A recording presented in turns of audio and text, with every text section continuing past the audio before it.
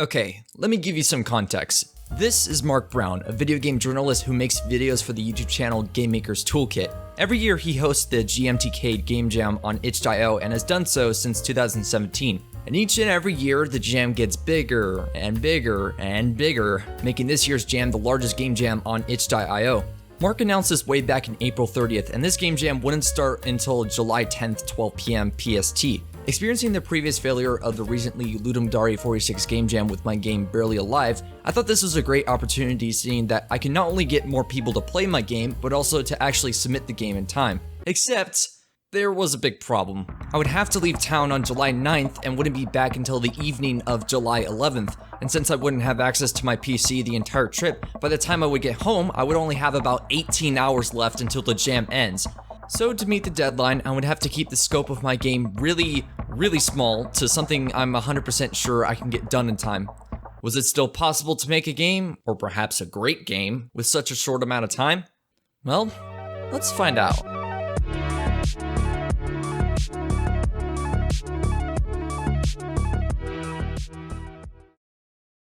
It's July 10th, and while I was at the beach, the theme was announced at 12 p.m. It wasn't until 2:30 p.m. that I arrived back at the hotel and accessed the internet.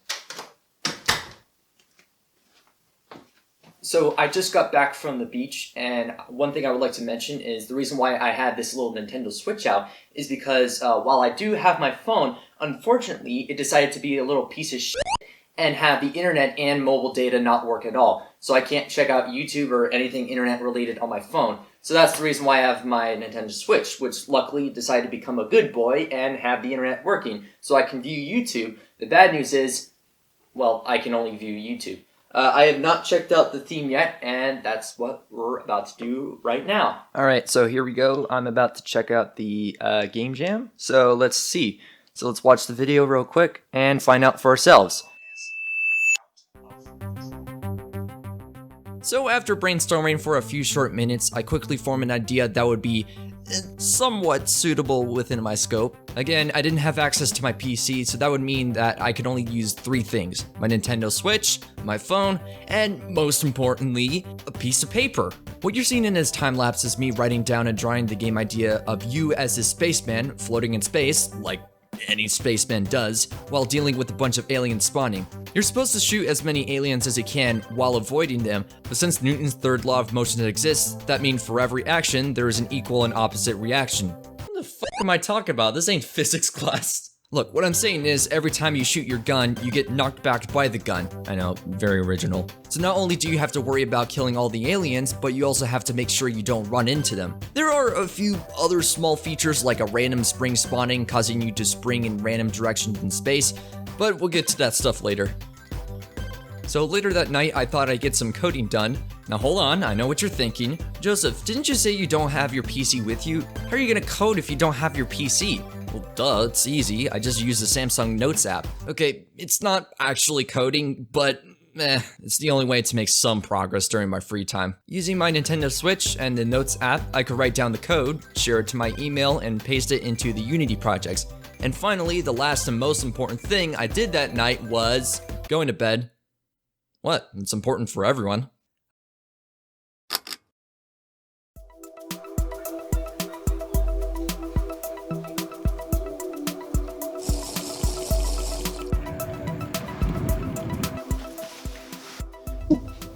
Alright, about to head up.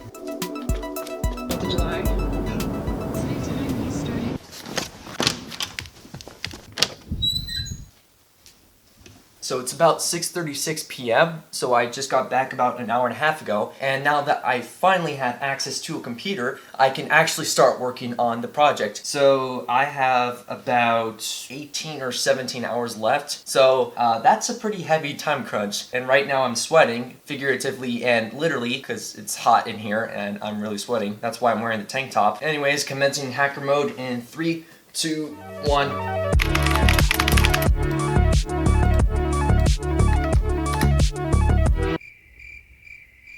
What? Stuff takes a while to load. I basically sat down for the next few hours and tried to get the prototype and main mechanics working. I got the player, the gun, and the bullets into the projects. It's not just nothing but colored squares, it's something colored squares. I still ran into multiple issues with the code, not like it ever happens to every game developer. So after a big groan and a lot of blood, sweat, and tears pulled through, here's what I got done for the night. The player and gun rotates based on where the cursor is, which was later changed to the gun only being able to rotate. Minor fixes to the code where the bullet goes from spawning to spawning and moving and colliding, and adding a timer that makes it disappear after a few seconds. Adding force to the rigid body helped to get the knockback effect from the gun. The Cinemachine camera pack is useful for having those smooth camera effects when moving past a certain coordinate, but also horrible because the player kept being pushed back as if there was some kind of border. I don't know, my best guess is that this is due to some mouse code bugs based on the player's position on the grid. The enemies, later to become the aliens, can now spawn, follow the player, and have a death mechanic, which is just deleting the player game object. Now, I would like to note the spawning was, and still might not be great, as I wanted the enemies to spawn at a certain distance from the player instead of spawning between a range of coordinates, because remember, the player would be traveling infinitely across the screen, and it would suck if the player had some fixed borders, even though that would have made development a lot easier. The reason this was an issue was because the enemies would spawn only on either the right side of the player, the left side of the player, or really any other specific area. I think the enemies still spawn on either both positive or negative X and Y values. In other words, it still doesn't work. It is really late and I am so tired right now. I spent the last few hours making the prototype of the game, so basically I'm just going to work on the polishing tomorrow morning. So by the time I wake up, I basically have about 4 hours left. Anyways, I'm going to take a shower, go to bed. I'm tired. Anyways, see you tomorrow morning.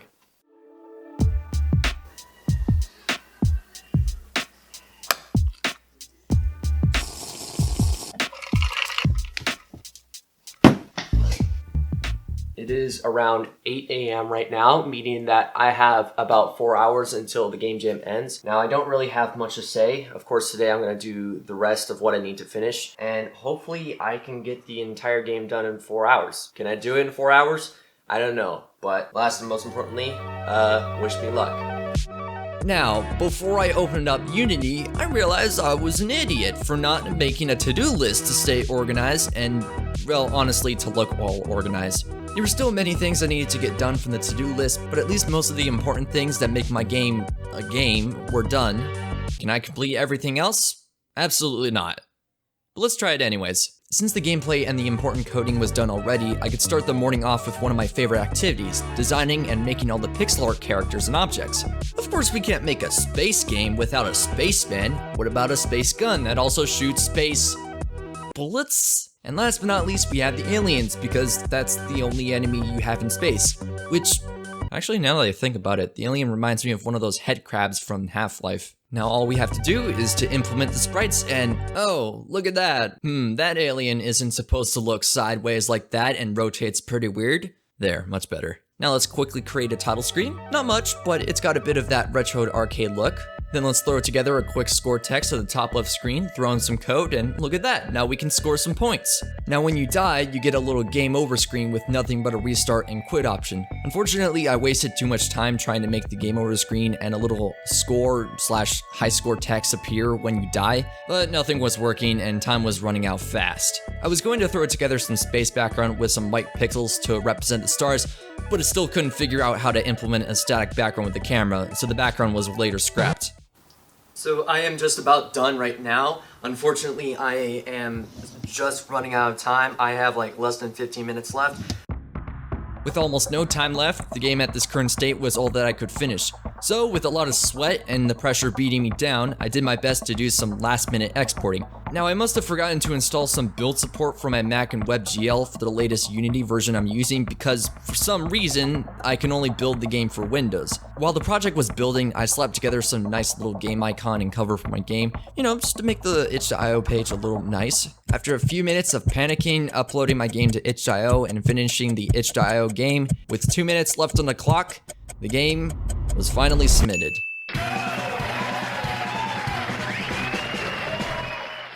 So, without further ado, let's take a look at the end result of the game.